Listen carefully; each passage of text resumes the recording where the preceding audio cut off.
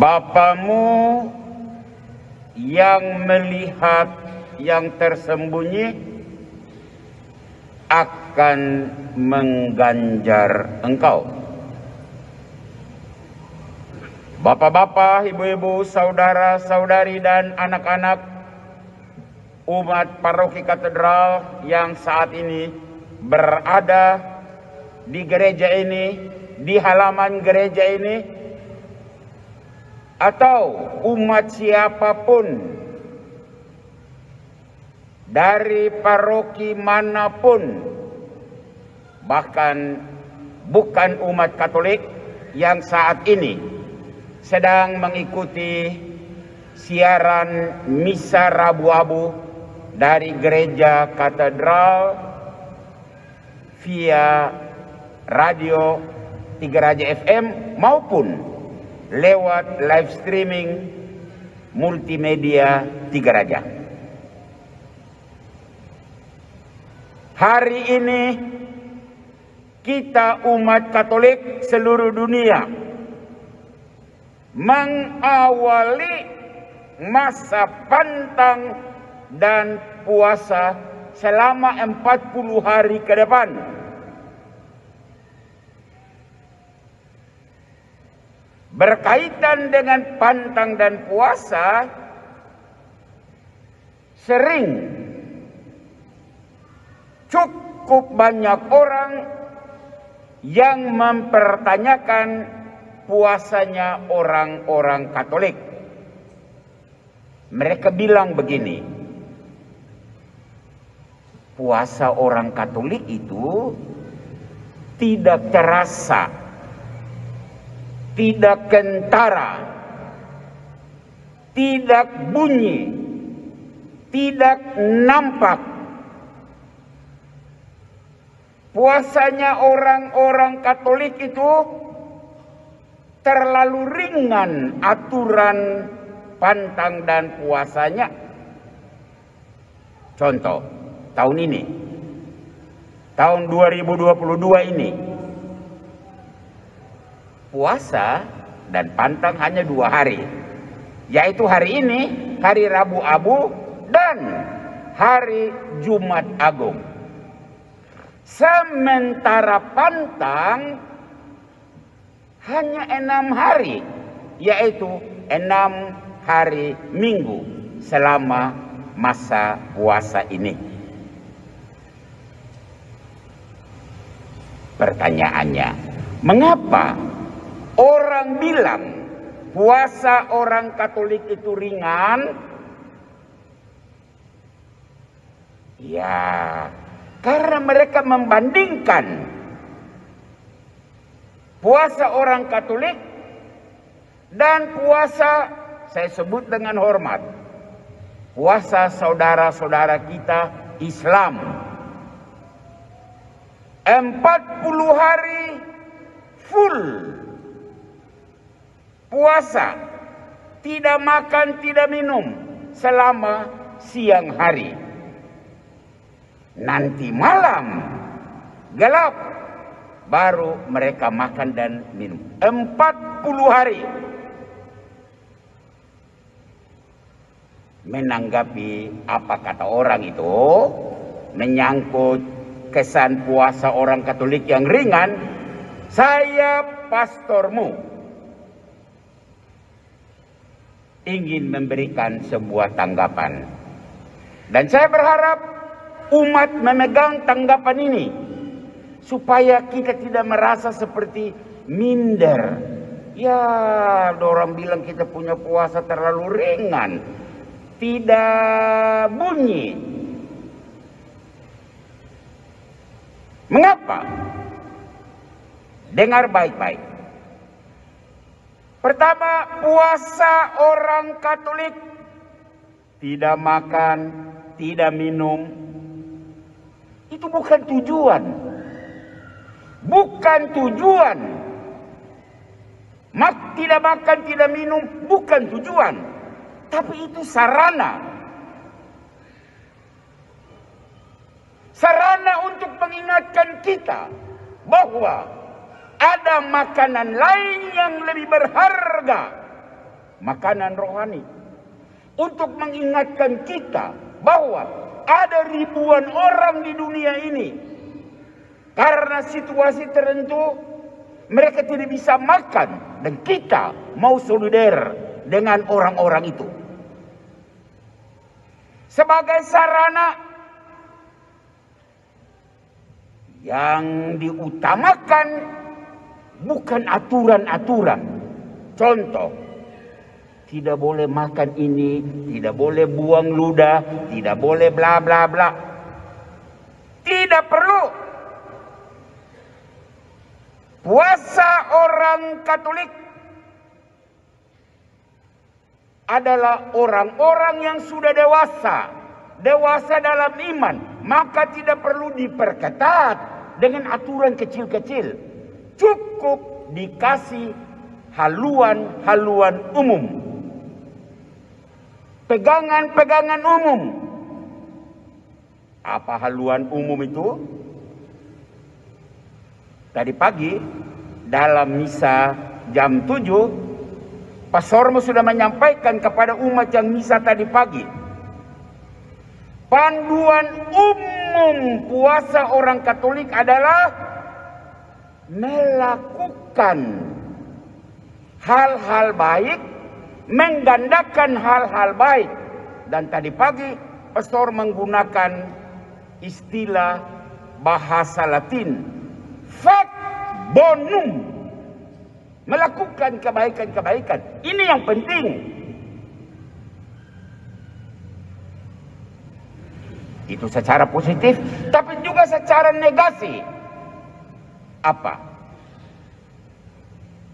Menghindari perbuatan-perbuatan jahat. Dan tadi pagi Pastor menggunakan istilah dalam bahasa Latin, vitare malum. Semua yang jahat-jahat, semua yang tidak baik, kita coba untuk tidak lakukan, coba untuk hindari. Gereja tidak mengatur warganya dengan aturan-aturan ketat yang kecil-kecil. Harus begini, harus begitu. Tidak boleh begini, tidak boleh begitu. Tidak perlu. Orang dewasa tidak perlu diatur hal-hal kecil. Maka dalil umum puasa orang Katolik itu tadi itu disampaikan. Fac bonum dan vitare malum. Melakukan hal-hal baik dan menghindari hal-hal jahat. Di sini poin yang gereja mau sampaikan, mau serukan kepada kita warga gereja, kepada anak-anaknya adalah 3 hal. Yang pertama, kita memperbanyak perbuatan-perbuatan, tindakan-tindakan mati raga. Dalam bacaan pertama, Nabi Yoel mengatakan, koyaklah hatimu. Konkretnya bagaimana? Kita semua punya keinginan-keinginan ragawi, keinginan badan. Keinginan badan untuk mau senang. Dalam masa puasa ini diminta untuk kita coba batasi. Suka minum minuman keras, ini badan suka barang itu. Maka masa puasa dikatakan, cobalah kurangi sedikit. Merokok, ini juga sebuah kesenangan. Dan gereja bilang, bisakah kamu kurangi sedikit? Pesta-pesta pora. Gereja bilang, bisakah kamu kurangi? Di sini umat memahami mengapa gereja tidak melakukan perayaan pernikahan selama masa Prapaskah. Karena pesta pernikahan identik dengan makan minum, goyang-goyang, pesta-pesta. Nah, tidak boleh ada pesta. Maka disepakati tidak ada pernikahan. Zaman sekarang ini ada orang yang menjadi hamba dari HP. Pagi HP, siang HP, sore HP, malam HP, mata tetap di HP. Ini sebuah kesenangan. Dalam masa prapaskah ini, masa puasa ini, gereja bilang kesenangan ini kamu bisa kasih kurang kah? Tidak gampang memang. Karena itu Nabi Yoel katakan, koyaklah hatimu yang ingin menikmati kesenangan-kesenangan itu. Satu. Yang kedua, perbanyak aktivitas doa. Dalam bacaan yang kedua, Rasul Paulus mengatakan, berilah dirimu berdamai dengan Allah. Dan pastormu mau bilang, diri berdamai dengan Allah itu ada rupa-rupa sarana. Dan pastor mau menyebut beberapa hal. Contoh, misa harian. Itu amat sangat berat. Sudah pagi-pagi orang senang tidur. Sekarang lonceng pagi bunyi.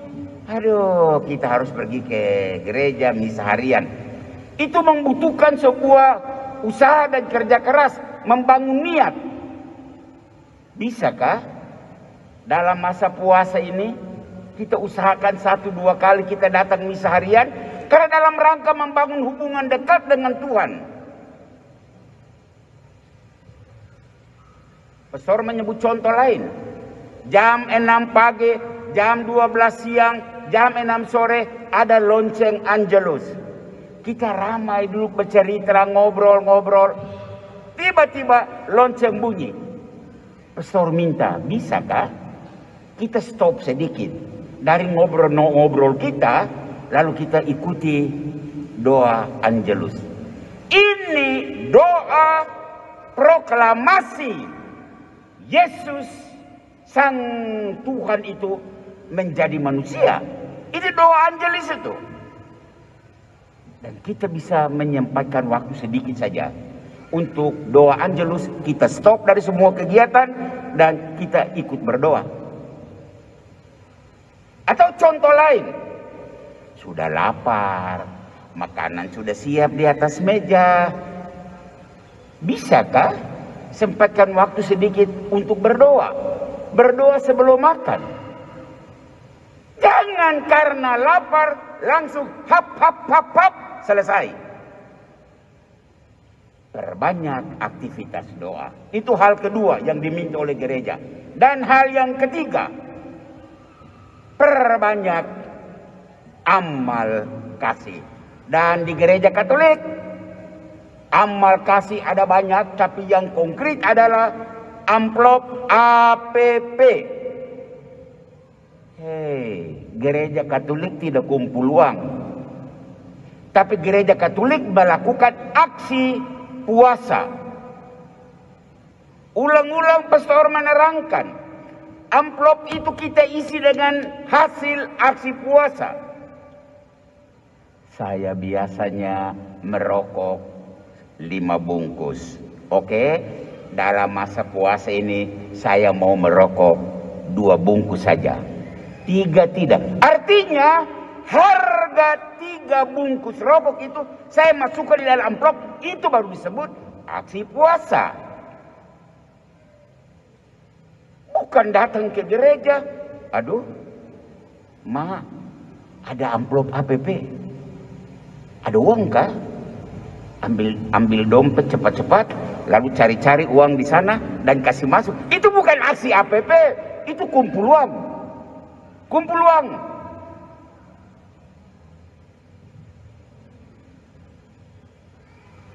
Biasa minum sekian botol, 3 botol sehari. Ya masa puasa ini saya cukup minum 1 botol lah. Dan 2 botol yang lain yang seharusnya saya beli tapi tidak beli, uang itu saya masuk ke dalam amplop. Itu yang disebut aksi puasa.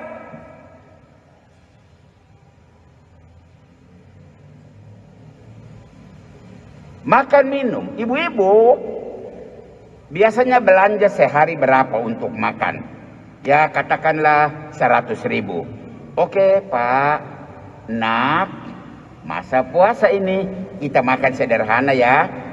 Biasanya mama belanja 100.000. Kita makan yang 50.000 saja ya. Nah 50.000 yang sisa kemana? Masuk di APP. Ini yang disebut aksi puasa. Fak bonum, lakukan hal-hal baik. Bapak-bapak, ibu, saudara-saudari dan anak-anak, dalam melakukan semua aktivitas puasa dan pantang itu, Yesus hari ini berpesan sangat jelas dalam Injil yang tadi kita dengar. Yesus bilang apa? Jangan kamu show. Show supaya dilihat orang. Berpuasa agar dilihat orang. Jalan kemana-mana dengan muka muram. Muka berat sekali. Lalu ada orang tanya, aduh Pak, sakit ya? Muka berat sekali. Sakit? Sakit apa? Kok tidak tahu saya ada puasa kah? Ya, jangan begitulah.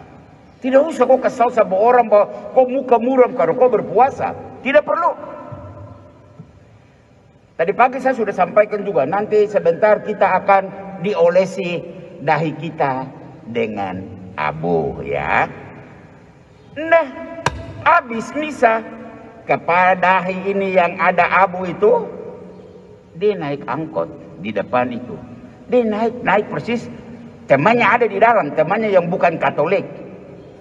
Aduh, Ibu Yosef, apa kabar? Aduh, Ibu minta maaf. Jangan marah ya. Ibu punya dahi kotor. Dan Ibu Yosef bilang kotor? Kotor apa? Kok tidak tahu kah? Kan hari ini puasa. Tidak usahlah.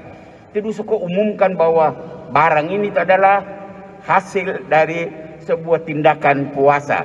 Tidak perlu. Orang Katolik juga tidak perlu umumkan bahwa kita dalam masa puasa ini kita tingkatkan doa dengan sebuah pengumuman, pamflet. Tidak perlu. Juga dalam memberikan sumbangan, tidak usah kita show. Tidak perlu. Ya, tidak perlu.